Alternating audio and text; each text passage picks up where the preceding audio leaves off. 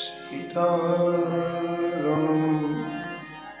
पदाम्बुजो मधुपूर यन्मांसुरीयते सीताराम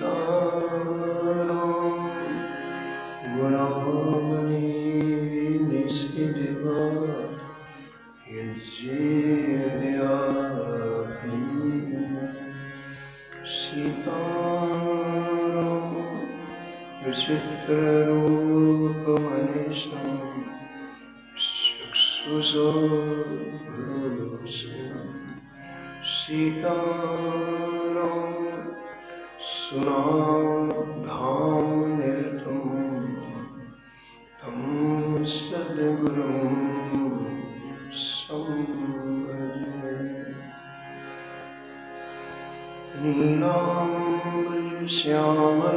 नीलाम्बरश्यामलकोमलाङ्गं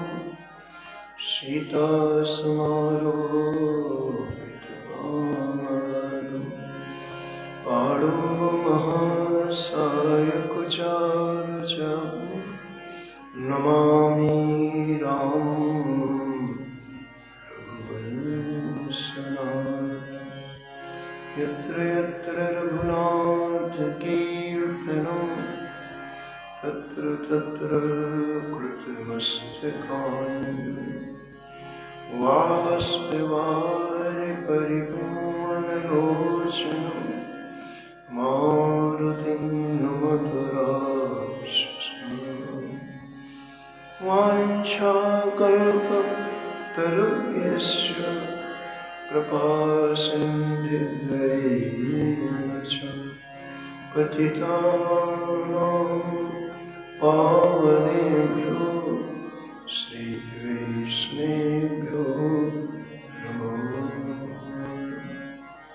भक्ति भगवन्त गुरु चतुर्नाम एक इनके पद वंदन किए नासत हर जो आय विराजे कथा सुनो इतिहास तुम श्रोता या मानक तुम पद रजमनो तुम पीछे जो और हैं सोता में रस खान तिनके सकल मनोरथ पूर्व श्री भगवान।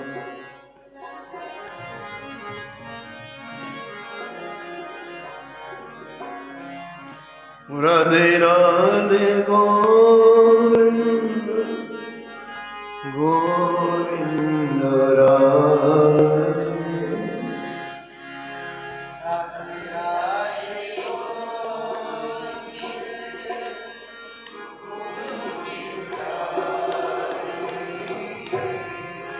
राधे राधे गोविंद गोविंद राधे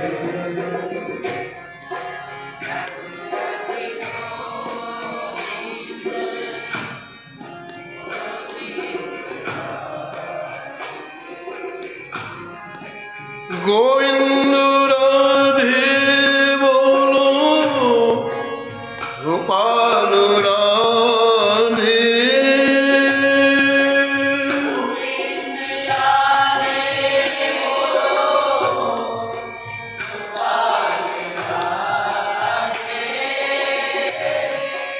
राधे राधे गोविंद गोविंद राधे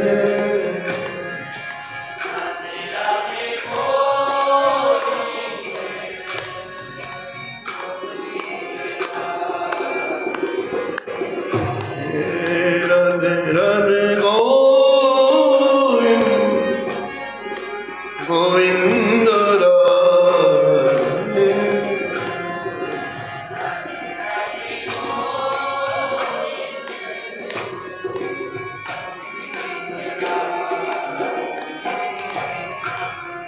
गोविंद राधे बोलो गोपाल राधे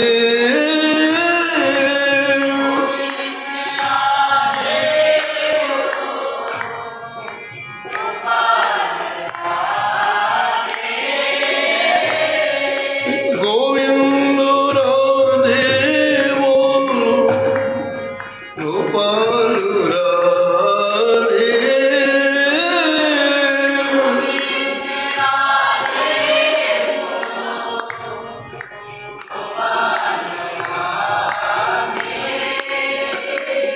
राधे राधे गोविंद गोविंद राधे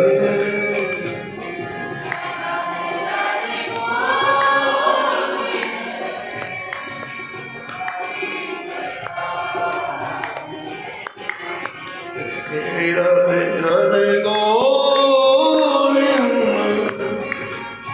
गोविंद राधे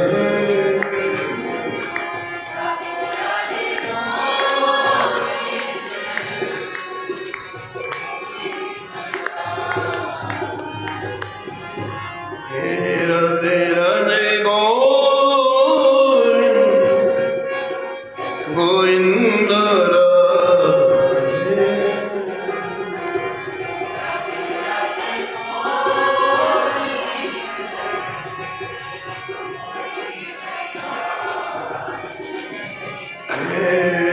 राधे राधे गोविंद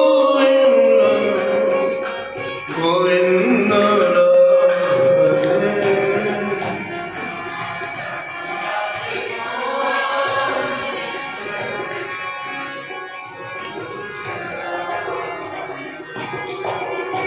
श्री जानकी वल्लभ की श्री मंगल मूर्ति हनुमान जी महाराज की सपरिकर श्री भक्तमाल जी की सब संत भगवान की श्री स्वामी अब्दुलदास जी महाराज की श्री नाभाजी महाराज की श्री प्रियादास जी महाराज की श्री वृंदावन धाम की श्री बांके बिहारी लाल की श्री राधा वल्लभ लाल की श्री गिरिराज जी महाराज की श्री यमुने महारानी की श्री रामनाम महाराज की श्री महाराज जी की जय जय श्री राम।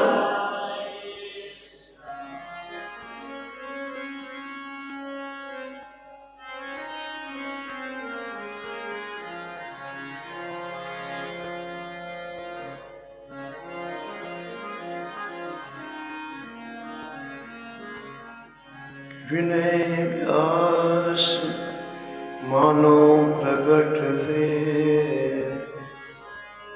जग को हित माधो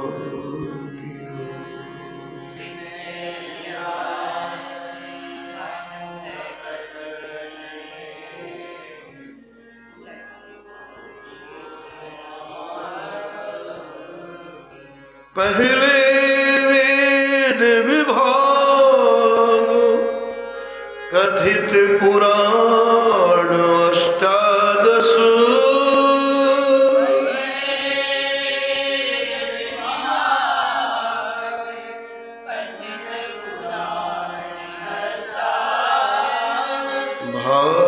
भारतादि भागोत्तमथित उद्धारो हरियस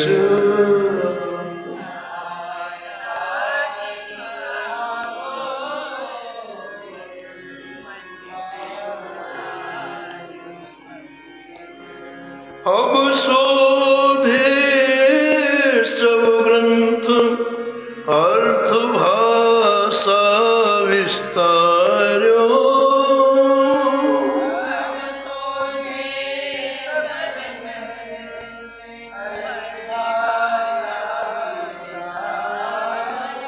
लीला जय जय जयति गाय भवपारे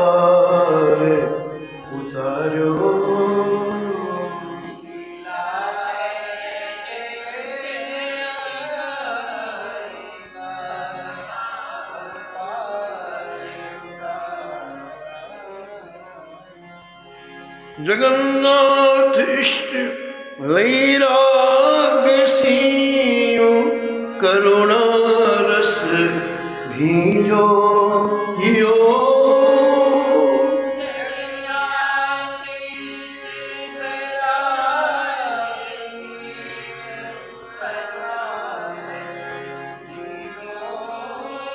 विनय व्यास मानो प्रकट है जग को हित माधो कियो।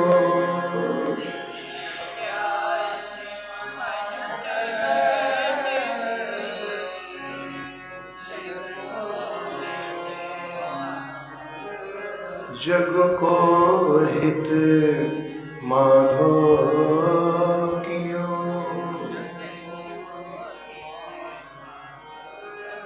प्रातः स्मरणीय परम वंदनीय श्री भक्तमाल के रचयिता श्री नाभा गोस्वामी जी इस छपे में परम रसिक श्री माधवदास जी महाराज का स्मरण किया है और निष्कर्ष के रूप में कहते हैं कि आप ने संपूर्ण जीवन से जगन्नाथ जी से लाड़ लड़ाया। आप वैराग्य में चरमोत्कर्ष बिंदु में पहुंचे हुए थे, लेकिन वैराग्य के साथ साथ आपके हृदय में करुणा परिपूर्ण थी और उस करुणा के कारण आपने सामान्य भाषा में ग्रंथों की रचना की, जिससे जीव मात्र श्री ठाकुर जी के चरणों की प्राप्ति कर सके। विभिन्न प्रसंगों का वर्णन भक्तमाल के टीकाकार श्री प्रियादास जी महाराज ने किया है। उनमें आपने श्री माधवदास जी के हृदय में श्री राम वृंदावन के प्रति जो तीव्र उत्कंठा हुई और श्री राधा रानी की कृपा से श्री माधवदास जी श्री धाम वृंदावन आए। परम रसिक स्वामी श्री हरिदास जी का इन्हें सत्संग प्राप्त हुआ। उस सत्संग में उपासना की मधुर प्रणाली का इन्हें बोध हुआ।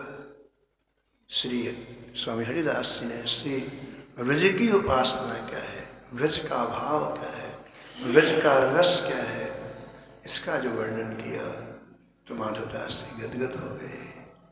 बार बार चरणों में वंदन प्रणाम किया और इस तरह से आप अब ब्रज के आसपास जो दिव्य स्थलियाँ हैं जहाँ भगवान श्री कृष्ण ने अनेक लीलाएं की, उनका दर्शन करने के लिए आप गए। ब्रज देखवे को भंडीर में खेमर है,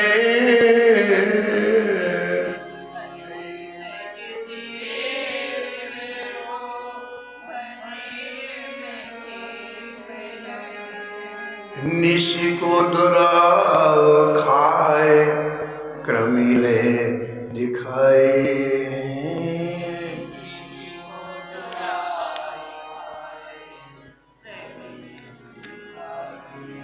निशि को दुराव खाए क्रमिले दिखाए हैं।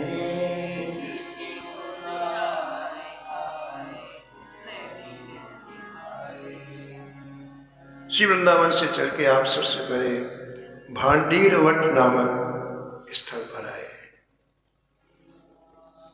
भांडीर वन में दो चीजें हैं, भांडीर वट है एवं भांडीर कूप है। बड़ा ही पवित्र तीर्थ माना जाता है, स्थल माना जाता है। भगवान श्री कृष्ण ने यहाँ वत्सासुर को मारा था तो ग्वाल वालों ने वत्सवध का दोष लगाते हुए श्री कृष्ण ने कहा कि तुम किसी तीर्थ की यात्रा करो। भगवान ने बहुत समझाया अपने सखाओं को, लेकिन वो नहीं माने। तुमने बछड़े को मारा है,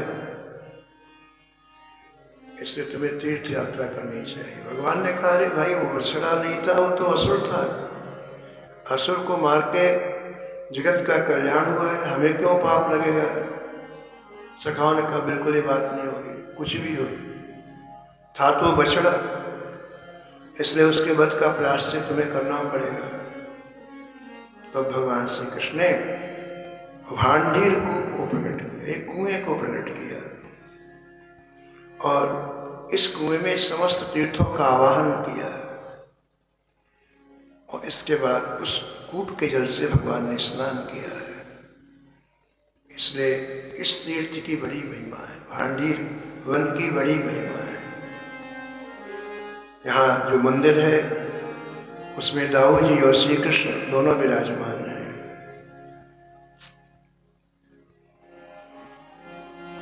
ब्रह्मवैवर्त पुराण में तो लिखा है कि ब्रह्मा जी ने श्री राधा जी के साथ कृष्ण का विवाह यहीं भंडीर वन में कराया।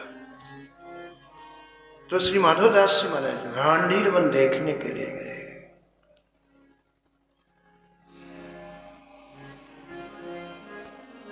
भगवान ने जहां लीलाएं की हैं, आज भी महापुरुषों को वहां उन लीलाओं का अनुभव होता है। इसलिए ऐसा लिखा हुआ है कि ब्रज के 84 कोस में आप जहां जाएं उस स्थल में एक दिन जरूर निवास करें। यदि आपका हृदय निर्मल है, पवित्र है, पावन है, भगवान श्री कृष्ण के लिए आपके हृदय में कहीं ना कहीं यदि व्याकुलता है, तो जरूर उस दिन उस लीला का दर्शन आपको होगा रात्रि में। माधवदास जी इसी भाव से निश्चय किया कि आज मैं भांडीर वन में रुकूंगा।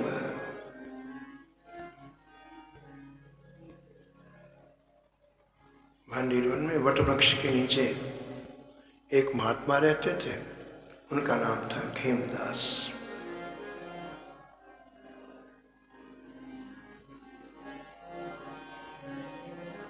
संत कहीं भी जाते हैं, जीवों का कल्याण करते हैं।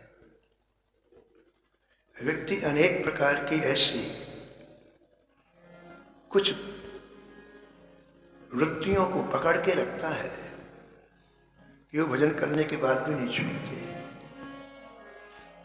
और परिणाम क्या होता है कि जब संत आते हैं तो उन्हीं वृत्तियों में नजर रखते हैं, उन वृत्तियों को दूर करते हैं। भजन करते हुए कई ऐसी वृत्तियां होती हैं जो व्यक्ति को जकड़ के रखती हैं। ऐसे ही प्रसंग देखिए इस भक्तमाल में आते हैं।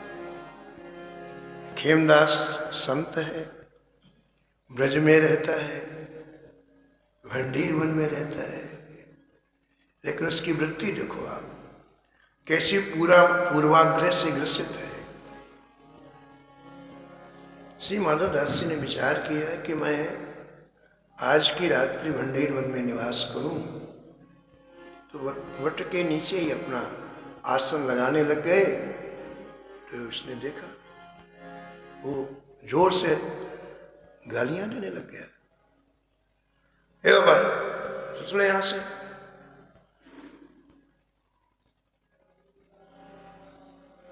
जानना पहचान, मैं तेरा मेहमान।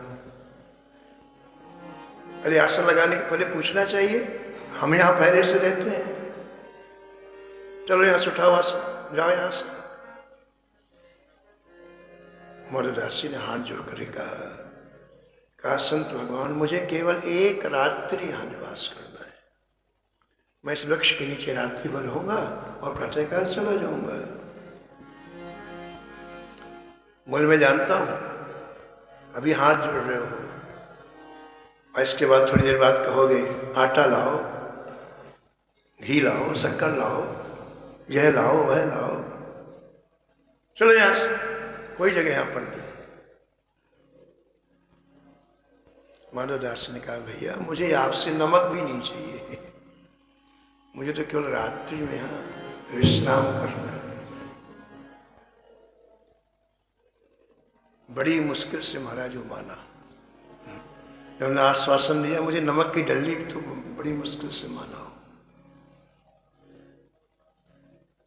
अब देखो आप, वो व्यक्ति किसी संत को क्यों नहीं ठहरने देता था? संत को देखकर उसके मन में कोढ़न क्यों होती थी, द्वेष क्यों होता था? उसका कारण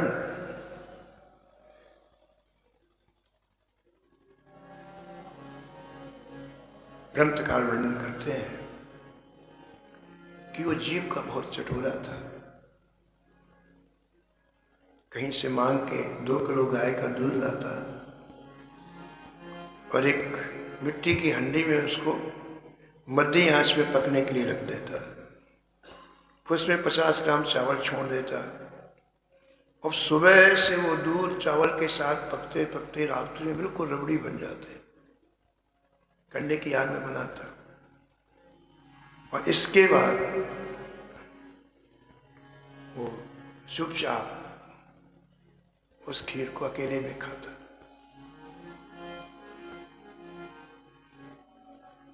उसको लगता कि यदि कोई रुकेगा तो उसे खीर देनी पड़ेगी, तो खीर किसी को ना देनी पड़े इसलिए महाराज वो किसी साधु को वहां रुकने नहीं देता था। और यही कारण था कि माधवदास की उपेक्षा कर रहा था।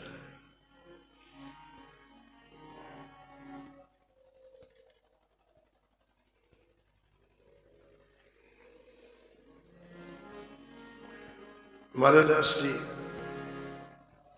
अपनी अंतरंग दृष्टि से देख लिया कि इस साधु के भजन में कमी है, ब्रज में रह रहा है और फिर भी देखो एक वृत्ति ने ऐसा जकड़ के रखा है, हो सकता है कि इसका अनिष्ट हो जाए। अपराध बन रहे ना, साधुओं को भगाना, साधुओं की उपेक्षा करना अपराध बन रहा है। अब देखो माधवदास जी आए तो अपना काम किया। संतों का यही है, जहां भी जाएंगे जो नेगेटिव पॉइंट होता है वहां उनका ध्यान जाता है और उस नेगेटिव पॉइंट को जो भगवान के भजन में आगे आने से रोकता है उसे दूर करते हैं। तो माधवदास जी को जब आंख बंद करके वो तो भजन, उनको सोना क्या, वो तो भजन कर रहे थे और वो चुपके से मतलब अपनी झोपड़ी में गया, छोटी सी झोपड़ी में, और खीर निकाली।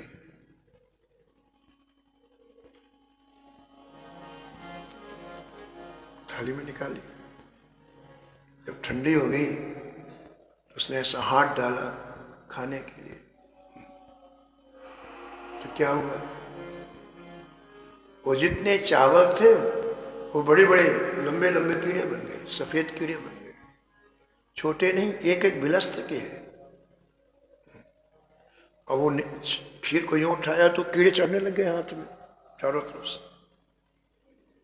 अरे ये क्या,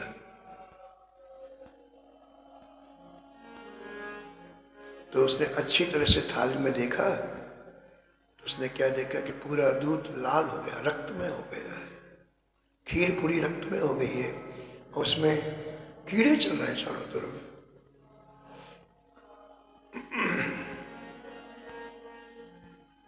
जी क्या हुआ, आज तक तो ऐसा नहीं हुआ।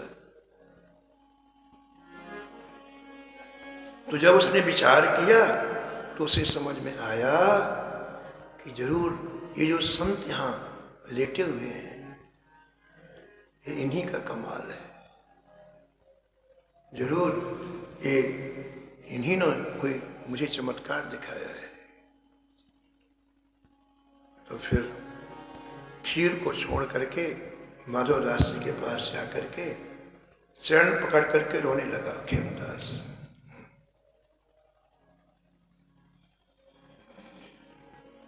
माधवदास जी ने कहा, देखो भाई, यहाँ कोई भी साधु आता है तुम उसको गालियां देते हो, उससे द्वेष करते हो, फटकारते हो उसे, और ऐसा अपराध करने से निश्चित तुम्हें नरक की प्राप्ति होगी।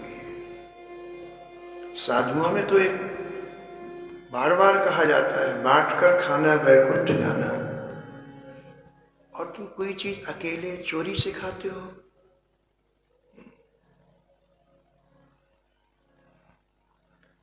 तो पक्का है कि तुम्हें नरक जाना पड़ेगा। तुम सोचते थे कि मैं रोज खीर खाता था, खीर नहीं खाते थे तुम, ये कीड़े ही खाते थे। तुम सोचते थे कि मैं रोज खीर नहीं खाते थे, एक कीड़े आज मैंने दिखा दिया। खाते रोज कीड़े ही थे तुम, लेकिन आज मैंने उन कीड़ों को दिखा दिया।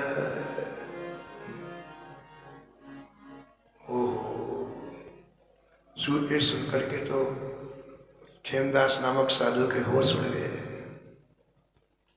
मुझे नरक की यातनाएं सहनी पड़ेंगी। चरण पकड़ के रोने लग गया। बोले महाराज मेरा उद्धार करो आप, गलती मेरे से हो गई, अब मैं नरक की प्राप्ति मुझे नहीं हो, आप ऐसा कुछ करो। और इतने संतों का जो मैंने अपराध किया वो अपराध दूर हो जाए, ऐसा कुछ करो।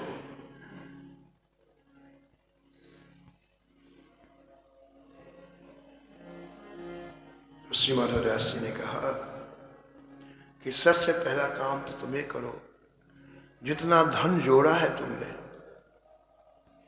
उसे सब का सब संत की सेवा में लगाओ। जो व्यक्ति अपने सिवाय किसी को पोषण नहीं करता ना, वो धन का एक धन ही तो एकत्रित करता है। बस मैं खा लूं, मैं पहन लूं, मैं सुखी हो जाऊं, बाकी किसी को एक नया पैसा नहीं देगा वो।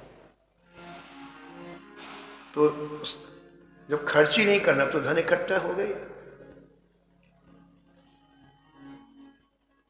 माधवदास जी ने सबसे पहले मनोवैज्ञानिक ढंग से कहा कि इसकी तुम्हारी चित्त की वृत्ति धन में लगे। जो इकट्ठा करके रखा है, जोड़ करके रखा, वहां तुम्हारी चित्त की वृत्ति रखी हुई है। और दूसरे को देने से कहीं धन खर्च ना हो जाए, इसलिए किसी को खिलाते नहीं हो। तो चित्त की वृत्ति ठाकुर जी में लगाने के लिए जहां लगी है वहां से निकालो। एक सिद्धांत, हमारी चित्त की वृत्ति चाहे धन में लगी हो, चाहे पुत्र में लगी हो, चाहे पत्नी में लगी हो, चाहे पति में लगी हो, चाहे संबंधियों में लगी हो, चाहे मान प्रतिष्ठा में लगी हो, जब तक वहां से निकालोगे नहीं तब तक भजन नहीं होगा। चित्त तो एक है ना, कबीरा चित्त एक है,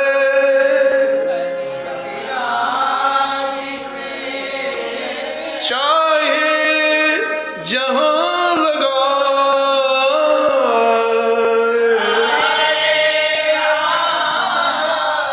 या तो इससे भजन कर,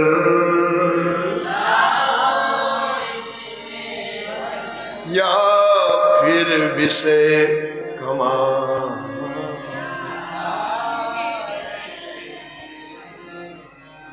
श्री ठाकुर जी को छोड़कर अन्य किसी की चाहे, ये सब विषय है।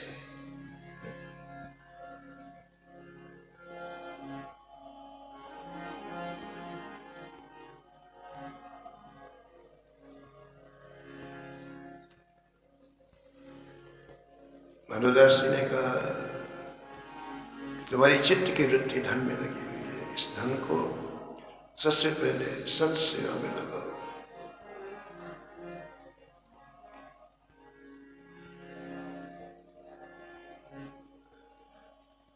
फिर दूसरा काम ही करो कि तुमने जिन संतों का अपराध किया है,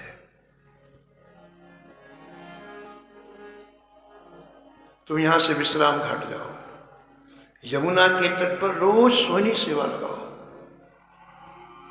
और संत जहां प्रसाद पाके जूठी पत्तल डाल दें उनकी शीत प्रसादी पाओ, तो तुम्हारा अपराध क्षमा हो सकता है।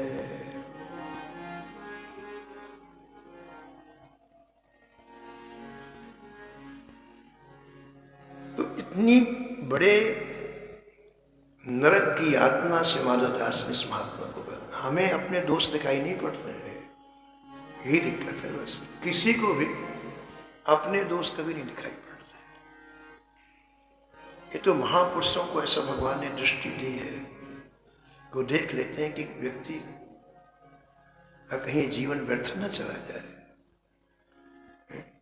देखिए अब ब्रज में रहते हुए, भांडीर वन में रहते हुए नरक की यात्रा करनी पड़ती है। यदि माधवदास जी एक रात नहीं तो संत जहां भी जाते हैं परोपकार करते हैं, परहित करते हैं।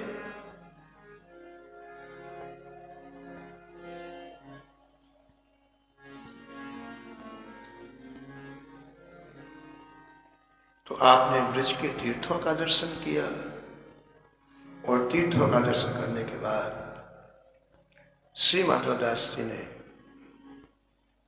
संतों के मुख से एक बात सुनी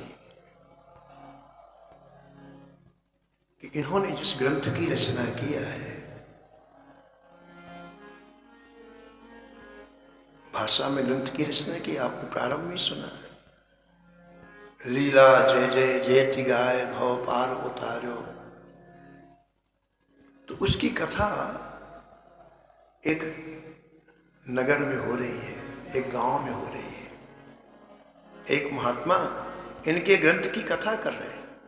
इन्होंने संतों से सुना कि कोई जगन्नाथपुरी के माधवदास जी हैं, उन्होंने बड़ा सुंदर ग्रंथ लिखा है जिसमें पुराणों का, भागवत का, महाभारत का सार है। तो बहुत जन समुदाय कथा को सुनता है और बड़ा आनंद आ रहा है।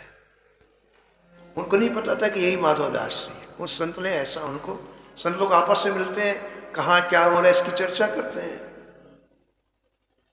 तो उनको बड़ा, माधवदास जी को बड़ा कौतूहल हुआ, हम भी सुनते हैं ग्रंथ को, लोग कैसे सुनते हैं, चलो अपन भी चलते हैं। तो माधवदास जी ब्रज से चल करके गोली नामक गांव में, वो हरियाणा प्रांत में उस समय था, उसका नाम था गोली, जहां कथा इनकी हो रही थी। पता लगाया तो एक आश्रम में इनके ग्रंथ की कथा होती थी। आप गए आश्रम में, आश्रम में अपना आश्रम लगाया और जो आश्रम के महंत जी थे उनके पास जाकर के कहा, भगवान मैं कुछ दिन आश्रम में रहना चाहता हूं, मुझे कोई सेवा बताओ। पहले के संतों को रहनी देखो आप, बिना सेवा किए हुए पानी नहीं पीते थे। कुछ सेवा बताइए आप, मैं यहां रहना चाहता हूं, कुछ सेवा बताइए। तो मान जी ने कहा, नहीं नहीं आप आराम से रुकिए, सेवा करने वाले कहीं, आप आराम। मुझे नहीं, फिर मैं जाता हूं, मुझे कुछ सेवा बताएंगे तो मैं। तो मन जी ने कहा, महाराज फिर आप ही अपनी सेवा खोज लो। बोले महाराज आपके यहाँ गाय हैं तो मैं रोज सुबह शाम गायों का गोबर उठा करके उसके कंडे पात दिया करूंगा। अब देखो आप, जिनके ग्रंथ की कथा हो रही है उनकी दैन्यता देखो आप। इसी से ठाकुर जी रिश्ते, जहां अहंकार इतना गलित हो जाता है वो ठाकुर जी को बहुत बुरी लगता है। व्यक्ति को अहंकार आता कब है? जब किसी कृति में वो मैं देखता है, भगवान को नहीं देखता है। मैंने डिग्री हासिल की, मैंने ये काम किया, मैं, वो भगवान तो अहंकार बलिष्ठ होता है, पुष्ट होता है। लेकिन जब हर कृति में, हर कार्य में जब आगे उठ श्री ठाकुर जी को देखता है,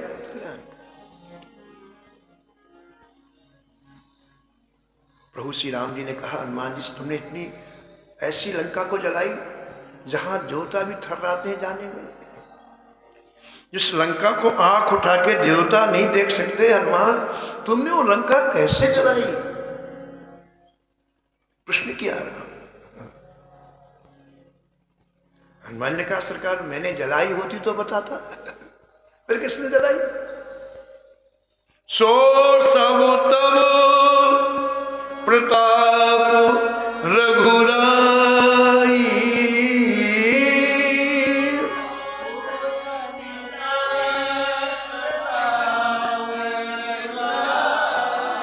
नाथ न कछु मोरी प्रभुधाई।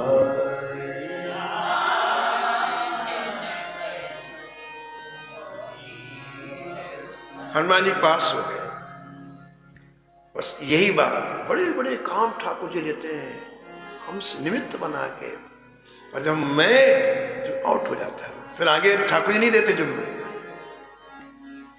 तो देखो इतने बड़े ग्रंथ की रचना की और गोबर पात रहे सुबह शाम कथा सुनने के लिए बैठते और गोबर पाटते, किसी को पता नहीं कि इन्हीं के ग्रंथ की कथा हो रही है। संयोग हुआ कि एक दिन जगन्नाथपुरी से एक महात्मा आ गए। उस समय महाराज डलिया में भर के गोबर ले जा रहे थे, पूरा शरीर गोबर से नहाया हुआ, तो गीला होता गोबर। अरे माधवदास जी यहाँ पर गोबर ढो रहे हैं। दौड़ करके गए, डलिया हाथ में उठाई और गोबर फेंके, दौड़ के महंत के पास इतनी उसको सुनाया, तुम आदमी हो, महात्मा हो। इतने बड़े महात्मा से जिससे जगन्नाथ जी महाराज बात करते हो, तुम गोबर डुबाते हो। इनकी का नाम माधवदास जी है, जिनके ग्रंथ की कथा हो रही। अरे महाराज जब तो उनकी हालत खराब, वो दौड़ के आके चरणों में गिर पड़े। बोले महाराज हम सबसे पहले आपका पूजन करेंगे। और माधवदास को स्नान कराया गया, रेशमी वस्त्र पहनाए गए और षोडशोपचार पूजन किया गया, आरती की गई। माधवदास ने सोचा भागो, जहाँ ज्यादा सम्मान हो फिर भगवान के भजन में मन नहीं लगता। देखो मन की वृत्ति को हमेशा परखना चाहिए। ये मन बहुत जल्दी फिसलता है, क्योंकि संसार में रहा है ना, तो बड़ी जल्दी फिसलता है। और यदि आप उसको सावधानी पूर्वक निरीक्षण नहीं करेंगे तो धोखा दे देगा। इसलिए संत जहां देखते हैं कि मन संसार की तरफ फिसलेगा, भागो वहां से। श्री माधवदास से वहां से आगे चलते हैं, समय हो गया है, शेष प्रसंग आप कल श्रवण करें। नमो नमो श्री भक्त सुमान,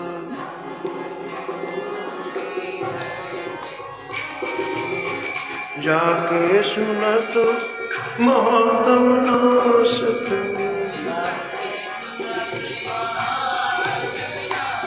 और झलकत राधा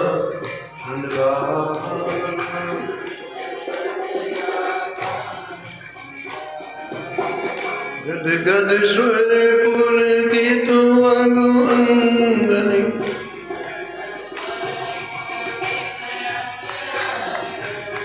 लोचन बरसत हसवन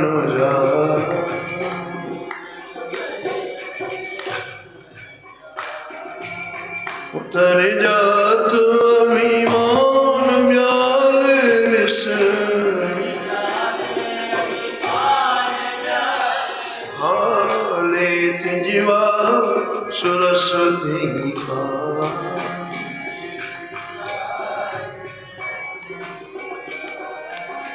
नमो नमो श्री भक्त सुमान,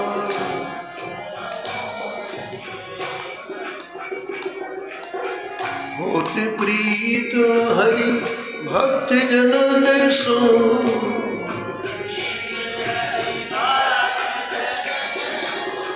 वेत शीघ्र हटि चरण कछाय।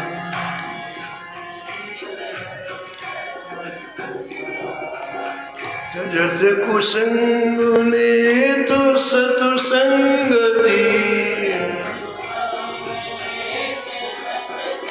जय जय भाग जगत को अद्भुत भाग।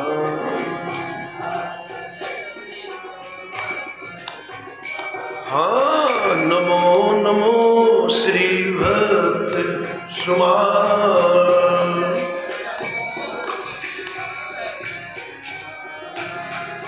शिवासन सोवत अरुजागत,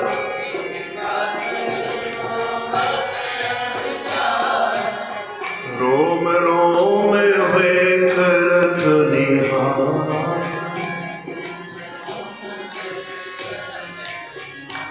श्री अग्र नारायण दास प्रिय प्रिय,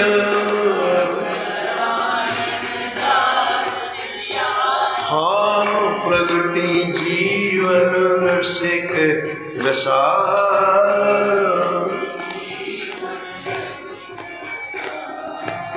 नमो नमो श्री भक्त सुमान,